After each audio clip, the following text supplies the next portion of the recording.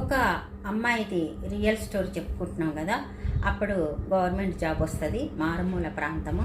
అక్కడికి వాళ్ళమ్మ, బాబు, హస్బెండ్, ఆమె కలిసి వెళ్ళిపోతారు.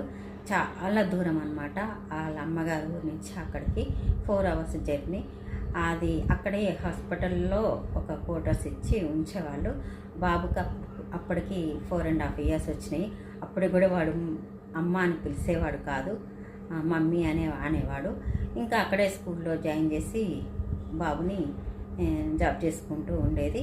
అమ్మని మాత్రం, తమ్ముడు, అమ్మ, నాన్నని మాత్రం, అక్క పిల్లల్ని ఎప్పటికీ ఆమె వదులుకోలేదు. బాబు ఒక్కడే, మమ్మీ నాకు బోర్ కొడుతుంది, నేను ఎవరితో ఆడుకోవాలని వాళ్ళ అమ్మని అడిగేవాడు. అప్పుడు ఆ అమ్మాయి ఏం చేసిందంటే, వాళ్ళ అక్కకు 2 కూతుర్లు. ఇంకా వాళ్ళ బావ వెటర్నరీ ట్రైనింగ్ అయింది కానీ ఇంకా జాబ్ రాలేదు.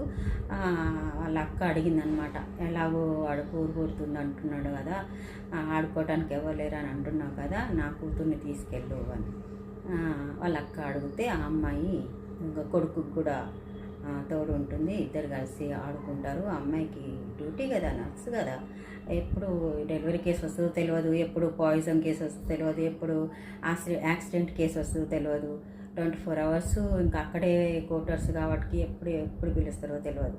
అందుకే ఆ అబ్బాయికి తోడుగా ఉండాలని వాళ్ళ అక్క కూతురుని కూడా తెచ్చుకుంటుంది. వాళ్ళ అక్క కూతురికి అప్పటికి 8 years, ఆమె బాబుకి 4.5 years. ఇద్దరిని స్కూల్లో జాయిన్ చేసుకుంటూ ఉంటుంది. ఇంకా ఈమెకు డ్యూటీనే ఉంటుంది కాబట్టి వాళ్ళ మమ్మీని ఒక 2 years వరకు ఈమె దగ్గరే ఉండి వంట అంతా నేర్పించి, అన్నీ నేర్పించి, అప్పుడు ఇంకా నీ కొడుకు స్కూల్కి వెళ్తున్నాడు, నీ కొడుకు కూడా తోడు అక్క కూతురు ఉన్నది కదా, ఇద్దరిని ఉంచుకో అని అన్నీ నేర్పించి వాళ్ళమ్మ ఇంటికి వెళ్తుంది. కానీ వాళ్ళ నాన్నకి మాత్రం చాలా ఓపిక, నా బిడ్డ ఒక్కతే అక్కడ కష్టపడుతుంది అని వాళ్ళ అమ్మని మాత్రం 2 years ఉంచండి. ఎవరు ఉంచుతారండి ఈ రోజులలో? అసలు వాళ్ళ డాడీ అన్నం వండుకొని, కూర వండుకొని, పనికి పోయి మళ్ళీ వచ్చి చూసుకునేవాడు. అయితే జాబుకి రావడానికి మధ్యవర్తులు ఉంటారు. వీళ్ళకి అంతగా చదువు రాదనమాట. మధ్యవర్తులు ఉండి పైసలు తీసుకుంటారు. అప్పుడు 1/2 ఎకరం పొలం వచ్చి 10,000 అనమాట. వాళ్ళ అమ్మ వాళ్ళకు ఉన్నది అదే ఒక్క 1/2 ఎకరమే ఉండేది. 1/2 ఎకరం కూడా అమ్మి ఈ అమ్మాయి ఉద్యోగానికి పెట్టారు.